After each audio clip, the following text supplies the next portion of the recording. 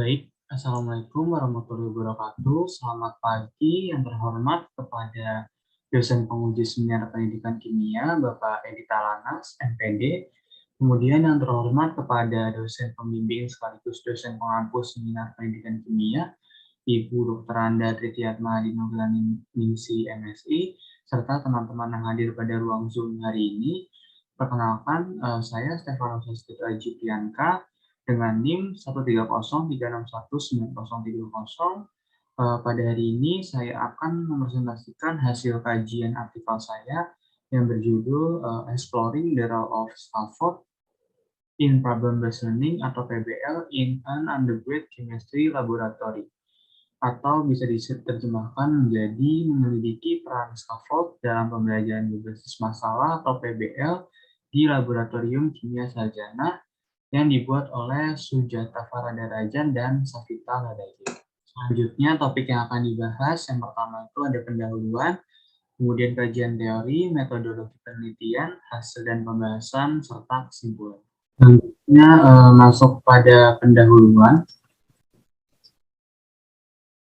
Yang pertama yaitu kegiatan praktikum merupakan salah satu kegiatan yang penting untuk dilaksanakan yang bertujuan untuk meningkatkan kemampuan mahasiswa dalam bidang pengetahuan, sikap, dan keterampilan. Selain itu, di dalam kegiatan praktikum ini, mahasiswa dapat mengaplikasikan teori-teori yang telah dipelajari untuk memecahkan berbagai masalah melalui percobaan atau eksperimen di laboratorium. Oleh karena itu, penelitian ini dilakukan untuk mengubah gaya instruksi laboratorium expository ke pendekatan berbasis inquiry. Salah satunya yaitu model pembelajaran problem-based learning atau PBL. Selama dekade terakhir, penerapan PBL ini sebagian besar dilakukan dalam pembelajaran kimia. Oleh karena itu, proses pembelajaran dalam PBL ini harus menggabungkan antara teori dan praktik. Dalam praktikum berbasis PBL ini, diharapkan mahasiswa mampu mengembangkan kreativitas sendiri tentang apa yang diinginkan dari praktikum yang akan dilakukan. Kemudian sebagai upaya untuk meningkatkan kualitas desain percobaan siswa pada tugas PBL, scaffolding ini sangat dibutuhkan pada kegiatan praktikum berbasis PBL ini. Scaffolding ini membantu mahasiswa secara terstruktur pada awal pembelajaran dan kemudian secara bertahap mendorong mahasiswa untuk belajar mandiri. Scaffolding ini harus didistribusikan di seluruh tugas PBL sehingga mahasiswa dapat memanfaatkannya dengan baik. Selanjutnya masuk pada kajian teori.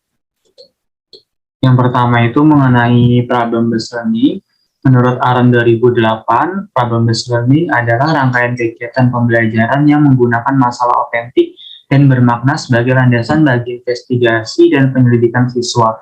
Kemudian menurut Siswono 2005, problem-based learning adalah suatu pendekatan pembelajaran yang dimulai dengan mengajukan masalah dan dilanjutkan dengan menyelesaikan masalah tersebut. Untuk menyelesaikan masalah itu, siswa memerlukan pengetahuan baru untuk menemukan solusinya. Masalah tersebut dapat meningkatkan kemampuan berpikir tingkat tinggi siswa yang di dalamnya mencakup kemampuan berpikir. Dengan PBL ini diharapkan siswa dapat memecahkan masalah dengan beragam alternatif solusi serta dapat mengidentifikasi penyebab permasalahan yang ada.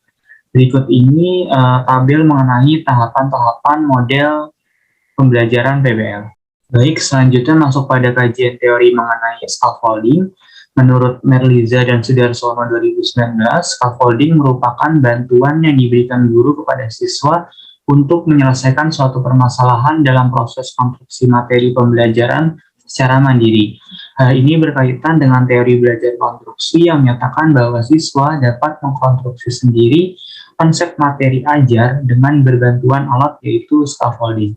Selain itu, scaffolding dapat didefinisikan sebagai bimbingan yang diberikan oleh guru kepada siswa saat pembelajaran berlangsung dengan cara berdiskusi kelompok agar siswa dapat saling bertukar pikiran dengan menyelesaikan permasalahan yang berkaitan dengan materi.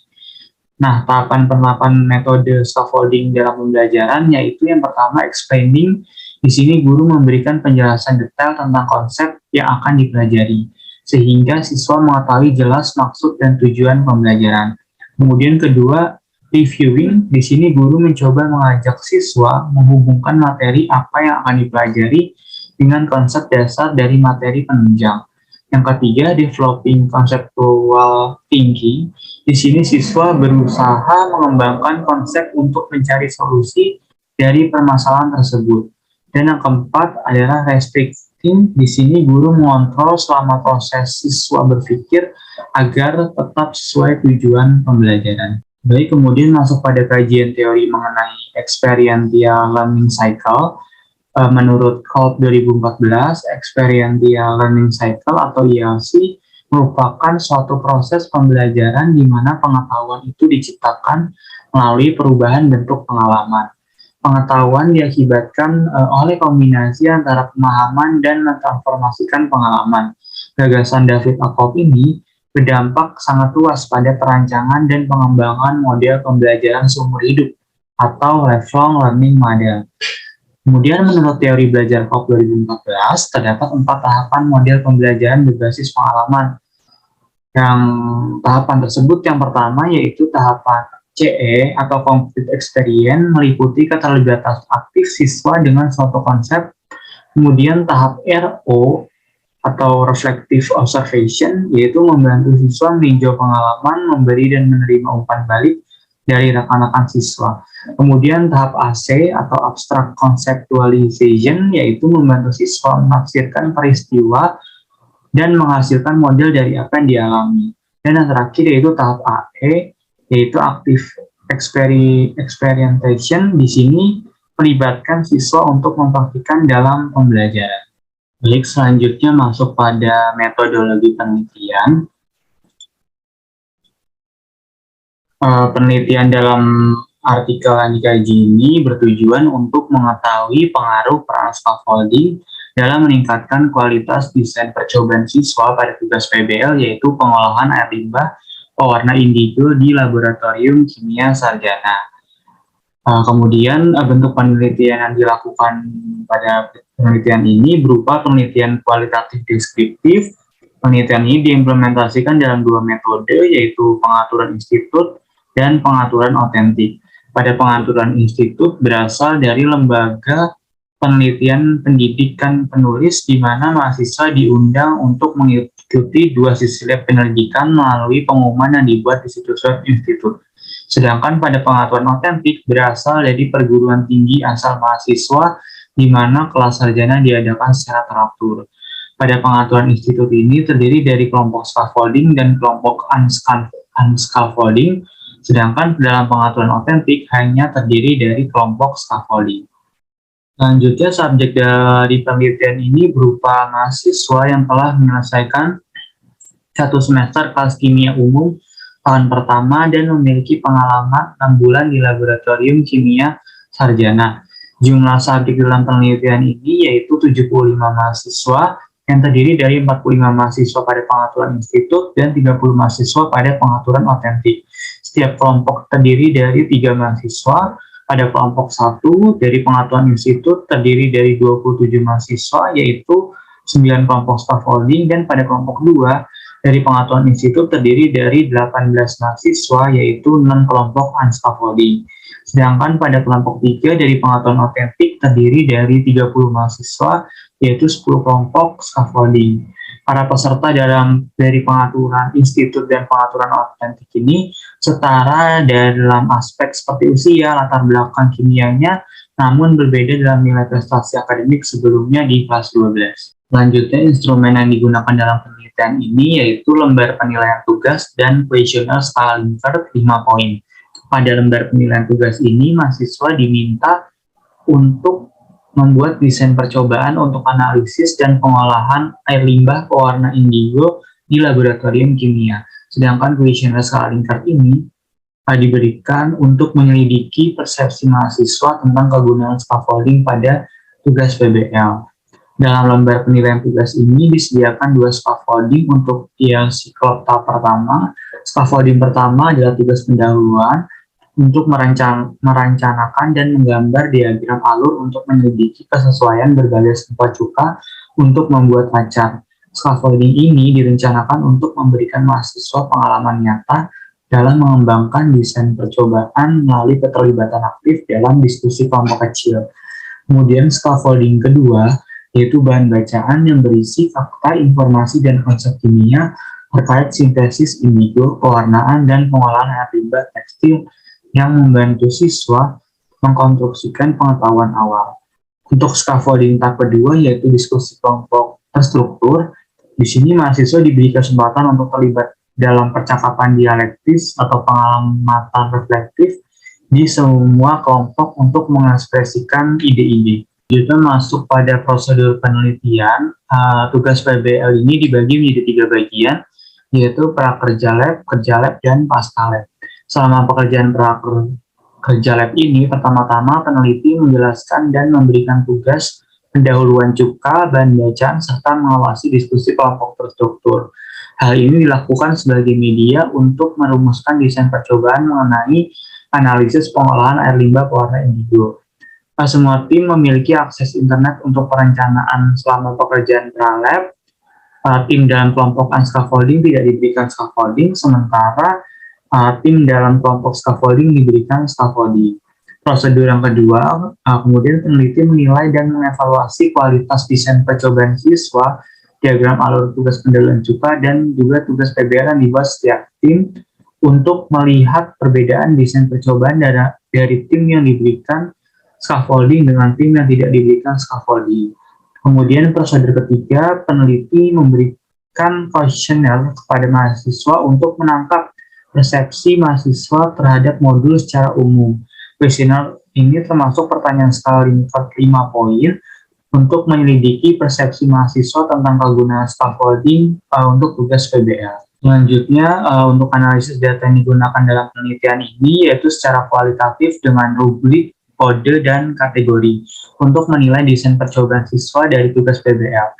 Pada tugas pendahuluan, dicari jumlah tim yang memasukkan 3 langkah berikut, yaitu prosedur titrasi, perhitungan molar untuk konversi molaritas ke kekuatan persentase, dan yang terakhir mengulangi prosedur untuk sampel cuka yang berbeda. Kemudian dianalisis kinerja tim berdasarkan skor yang diperoleh. Pada bahan bacaan dicari jumlah tim yang menggali informasi berikut. Yang pertama itu konsep atau teori, parameter analisis, metode pengolahan, dan batas debit effluent. Kemudian pada diskusi kelompok terstruktur berlangsung sekitar 1 jam untuk setiap loka karya. Diskusi ini direkam dan ditranskripsikan secara audio. 2 pasang coders menganalisis transkrip audio ini berdasarkan kode yang telah dikembangkan secara induktif. Baik, selanjutnya masuk pada hasil dan pembahasan. Perbandingan skor desain percobaan dari kelompok scaffolding dan kelompok unscaffolding dalam pengaturan institut menunjukkan peningkatan skor rata-rata setelah diberikan scaffolding. Skor rata-rata dihasilkan 6 untuk kelompok unscaffolding dan 17 untuk kelompok scaffolding dari skor maksimalnya 28. Tim dalam kelompok unscaffolding hanya menyediakan metode perlakuan berdasarkan informasi yang mungkin diperoleh melalui penulisan internet. Di sini tidak ada tim dalam kelompok unscaffolding yang memasukkan urutan analisis air limbah sebelum dan sesudah pelakuan. Sementara tim dari kelompok scaffolding dapat mengurutkan tugas untuk menganalisis air limbah sebelum dan sesudah pengolahan. Selanjutnya, perbandingan skor desain percobaan dari kelompok dalam pengaturan institut diberikan 2 scaffolding, yaitu tugas pendahuluan dan bahan bacaan, dan kemudian diberikan 3 scaffolding, yaitu tugas pendahuluan, bahan bacaan, dan diskusi kelompok, menunjukkan bahwa 7 kelompok dari 9 kelompok memasukkan jumlah berbagai bahan kimia dan pengoptimalisasian proses pelakuan yang menjadi salah satu tujuan modul. Skor desain percobaan dari tim D1 ini menunjukkan bahwa diskusi kelompok terstruktur sebagai scaffolding ketiga berkontribusi dalam meningkatkan desain percobaan siswa dalam pengaturan institut.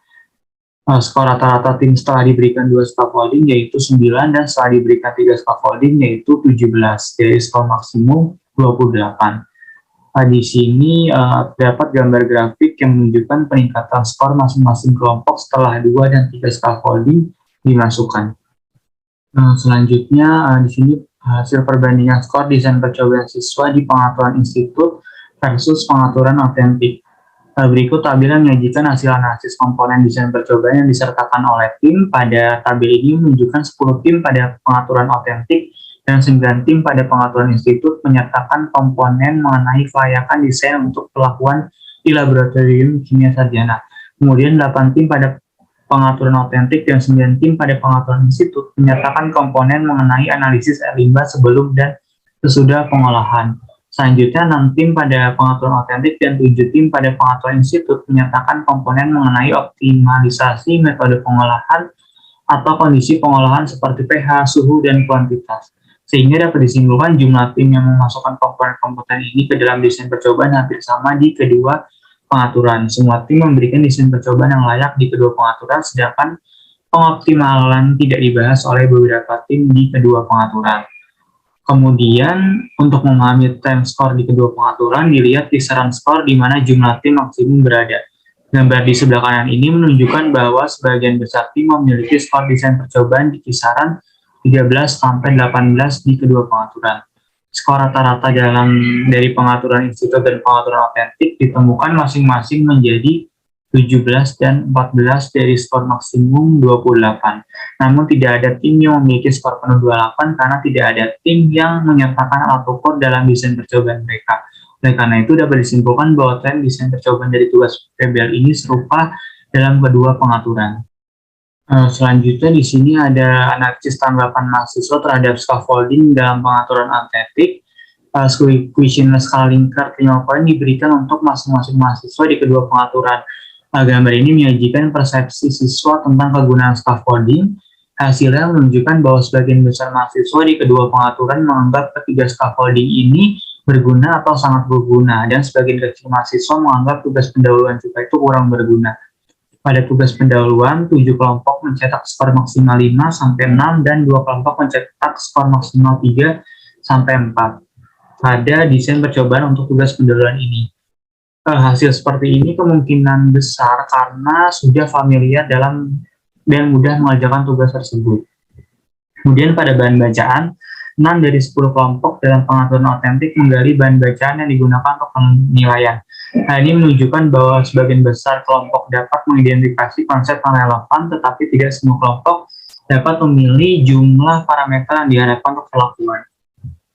Selanjutnya pada diskusi kelompok, 3 dari 10 kelompok memasukkan rencana percobaan dan memberikan alasan atas rencana percobaan tersebut.